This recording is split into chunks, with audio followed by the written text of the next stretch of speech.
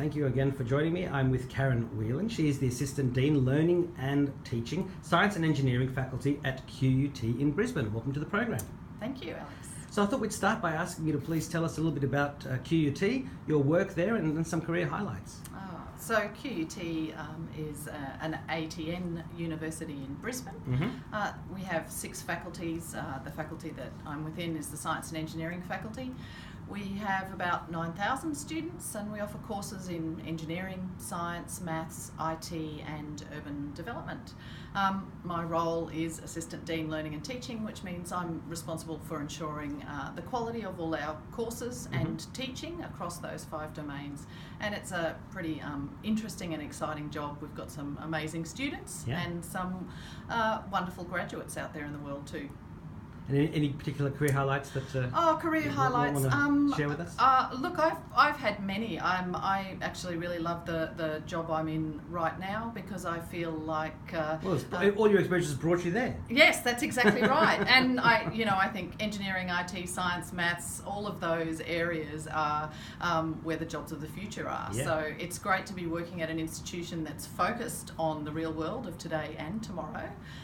And really, making efforts to try and create opportunities for young people and older people to kind of make careers and a life for themselves. Well, it's the knowledge and information and innovation economy. It's not the service economy. That's the economy of the future. That's the one we're trying to get to. Absolutely. So I think it's exciting, both in terms of our what our students can do, but also in terms of the way QUT is developing its research focus. We're starting to have much more of an emphasis on transdisciplinary research, and I think that's where the really exciting things happening. And that's where people are coming together, breaking down the silos and really working together on a whole range of different things that weren't really being done before. Absolutely, and I think we live in a world where there's plenty of problems and challenges. I think the solutions emerge when you bring together people who've got deep disciplinary expertise in a range of different areas. Different perspectives. Yep, different perspectives. Throw them in a room together, and you never know what comes out. But Absolutely. It's full of creativity and imagination. Well, especially in the supercharged learning environment of a university. So. Absolutely. Yeah. Absolutely. Now, I forgot to mention that we are here in Shenzhen for Huawei Seeds of the Future program, and we're looking at 5G and Internet of Things. But this video is in the article all about that, so nobody will. Won't guess be otherwise. That's it. So can you just tell us about your involvement with Huawei Seeds for the Future program and what it has meant to you and to QUT? So this is the second year where QUT students have had the opportunity to be part of the Seeds of the Future program, and it's actually just such a wonderful chance to engage deeply and to partner with Huawei to provide an opportunity for some of our students. I think it's a really exciting and important opportunity because Huawei is such a leading edge company. They are ubiquitous in various technology domains. The breadth and depth of their technology and their offerings and business is incredible. It's amazing what we've seen today is just phenomenal. And we'll just get to that in a sec. And and I think that the point about the Seeds of the Future is that we know for our students, for our future graduates, that just having a degree is really not what's going to get you a career. Or the career you want. Yes, that's right. So to create a career, you've got to be able to demonstrate how you've taken other opportunities. And I think that Seeds of the Future is one of those things that the students who are involved can add to their resume as something exciting and interesting and enriching that they've taken part in and connected with a company like Huawei and had a chance to come to China to see how things really happen in that kind of company. So it means a lot to QUT. We do very much value the marketing that we do as a university for the real world. Consistently we find anyone who works at QUT really that has real meaning for them, and so this is connecting with industry is clearly a part of that. So this opportunity is just fabulous for our students. And of course your students, you have a global market of students that you're attracting to Absolutely. So no university can be otherwise these days. That's right. Connection is everywhere, and opportunities to connect and engage age are fabulous. Now, today we enjoyed the tour of Huawei Shenzhen HQ. We started off with a tour of the networking area, 5G, 4.5G, Internet of Things, connected home, all those sorts of different things. Then we had a briefing by Alex Wang, VP of Huawei's wireless marketing department, telling us about 5G and Internet of Things. And we finished up with another showcase of all the enterprise technology. So what were some of the highlights from you from those three things earlier today that you're going to share with your students and faculty? For me, I think the highlights were to really come to understand the extent of the investment that Huawei puts into research and development. And what struck me was how agile that has allowed them to be. So to change and shift the focus of their business as new opportunities emerge. And you know, the feeling I get in Shenzhen is that's what this place is like. It's create new opportunities. It's pumping. Yes, absolutely, absolutely. The fact, that it was a village 20, 30 years ago, and now it's a huge metropolis. Metropolis is fabulous.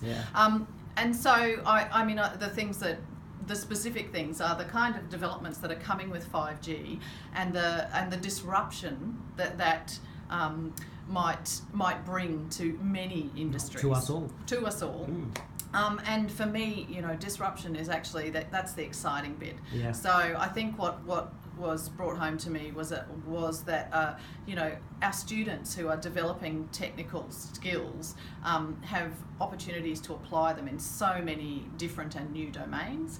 Alex mentioned a number of times that there's the developments of the technology. This is Alex Wang from Huawei. Alex Wang. That there's the developments in the technology domain, and they're kind of really interesting, but then turning them into a pragmatic reality is another kettle of fish. And sometimes it's something they have to invent. Absolutely. Like 5G technology. It doesn't exist except for in the minds of all the companies working on it, and they all need to work together and make standards, and it's an exciting time to be alive. No, it is. It's an exciting time to be alive. It's an exciting time to study STEM subjects. And I think that's the other interesting thing. Who are the people who are there doing that R&D? Well, they are engineers, but they're also data scientists. So mathematicians, all sorts of other people come together. And multidisciplinary people who've studied many things because they can now more easily than ever before. That's right. And some of the problems that, Alex Wang was talking to us about that we could solve are in farming, smart farms.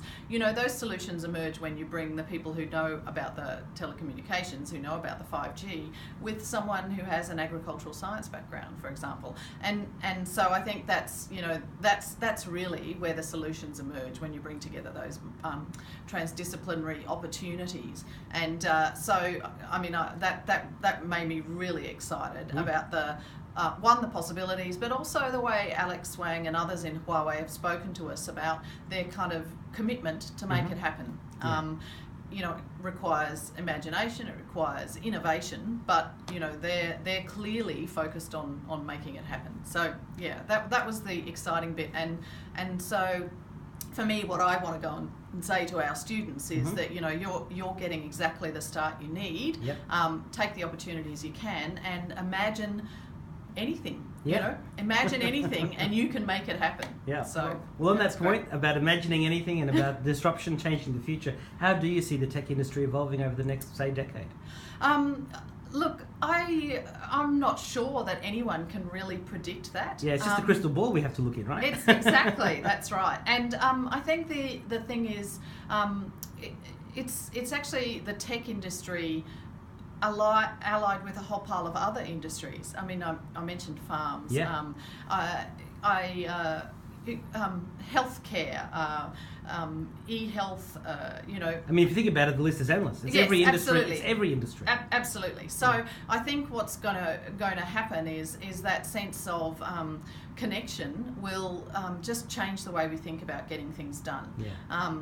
So I'm not a good future gazer. That's all right. But what I do think is that, you know, it's that sense of you've got to be able to imagine, but you've also got to be able to have the kind of technical depth to make it happen. Sure. And so I think the combination of those two things is pretty exciting. Now, as we get to the end of the interview, my second last question is always the same, and that's to change gears a bit and simply to ask if you could please share the best piece of advice that you've ever received or to help you get where you are today.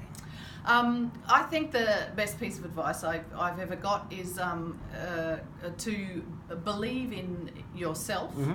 And I heard a term the other day, which I've now picked up. It wasn't kind of the way it was said to me, Sure. but I think often you end up with having a range of different, what I would call pivot skills. So you might have an experience in one industry or in one discipline and think, you know, okay, I've only learned something that's applicable there, but for all of us, there's opportunities in other places if we can pivot those skills to somewhere else.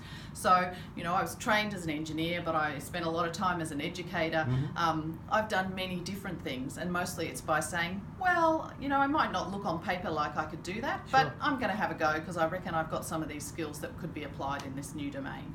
So I think that's the advice I would give to people, and that people gave to me was, so what if you don't look like you have those skills now? You know, go for it. And you'll get them. And you'll get them. And you'll get them. That's right. So any final messages for ITY viewers and readers and for QUT's current and future students? Well, I think that technology, IT, it's the business to be in, and it's a business that goes everywhere, absolutely everywhere. Here we are here in Shenzhen. Yeah, here we are in Shenzhen. You can be changing the world absolutely anywhere. So I think, you know, grasp it by with both hands. You know, your imagination is the only limitation you have. That's it. We can take technology, we can take tools, and we can, you know, transform them to be of use in things that, you know, no one's yet thought of. I mean, that old cliche about the sky's the limit was busted when we landed on the moon, and so really it is your imagination, isn't it? That's exactly right. That's absolutely it. Well, Karen, thank you so much for taking the time to speak with me today, and I hope to talk to you again one day in the future. Thank you. Thank you very much, Alex. Thank you.